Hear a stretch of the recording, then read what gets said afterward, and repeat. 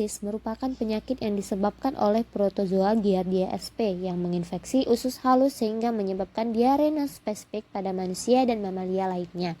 Secara umum, Giardia sp yang sering menginfeksi hewan dan manusia adalah Giardia duodenalis dan Giardia lamblia.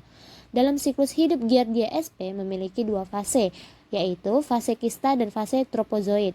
Pada fase trofozoid, Giardia bersifat motil atau dapat bergerak menggunakan flagela dan hidup di dalam usus halus untuk bereplikasi dengan cara pembelahan binder menghasilkan bentuk fase kista, di mana fase kista merupakan fase infektif yang dapat ditularkan dan mampu bertahan lama di lingkungan.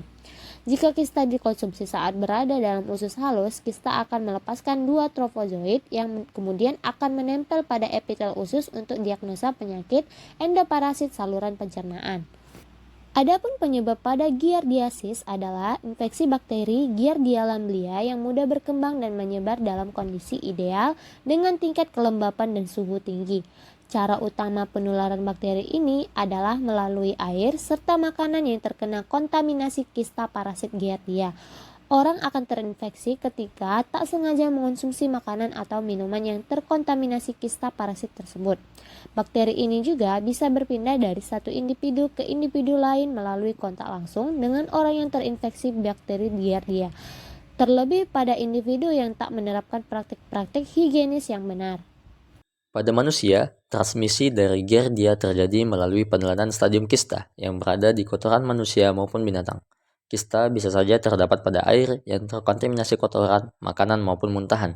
Gejala dapat terlihat paling cepat 3 hari sampai 25 hari setelah menelan kista. Gejala klinis yang disebabkan giardiasis sangat bervariasi dan dapat berbeda-beda di antara penderitanya. Hal ini tergantung berbagai faktor seperti jumlah kista yang tertelan, lama infeksi, faktor host, dan parasit sendiri. Gejala akut dimulai dengan rasa tidak enak di perut yang diikuti dengan mual dan tidak nafsu makan. Keluhan ini juga disertai dengan demam ringan, diikuti dengan diare cair berbau busuk, perut terasa kembung karena ada gas di dalamnya. Dapat juga terjadi kam perut pada tinja biasanya jarang ditemukan lendir dan darah. Pada fase kronis, penderita merasa lemah sampai sakit kepala dan sakit otot yang disertai dengan penurunan berat badan serta malabsorpsi. Pada pasien giardiasis dilaporkan adanya pengeluaran gas yang berbau busuk. Hal ini disebabkan karena metabolisme sistein oleh Giardia duodenalis yang memproduksi gas hidrogen sulfida. Pada kucing, Giardia pada dasarnya adalah penyakit yang menyebabkan banyak diare encer yang parah.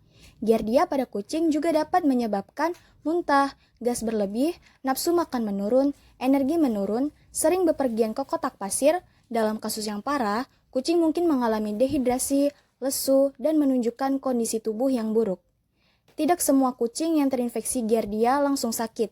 Beberapa menjadi tuan rumah bagi organisme tersebut selama beberapa tahun dan menularkannya ke kucing lain sebelum mereka menunjukkan tanda-tanda klinis apapun penyebab Giardia pada kucing. Giardia adalah protozoa yang harus dicerna secara oral. Kucing tertular kista dengan menelan tinja atau tanah yang terkontaminasi, melalui perawatan, atau meminum air yang terkontaminasi. Makanan yang terkontaminasi jarang menjadi sumber Giardia pada kucing di dalam ruangan, namun dapat menjadi sumber infeksi pada kucing di luar ruangan. Pencegahan giardiasis. Penyakit giardiasis tidak dapat dilawan dan dicegah dengan pemberian vaksin atau obat-obatan. Namun, beberapa tindakan berikut dapat membantu menurunkan risiko terkena giardiasis. Yang pertama, mencuci tangan dengan benar setelah menggunakan toilet, mengganti popok anak sebelum makan dan sebelum sesaat serta setelah menyiapkan makanan. Yang kedua, merebus air yang akan dikonsumsi hingga matang, khususnya jika sumber air berasal dari air sumur, sungai, atau sumber air lainnya.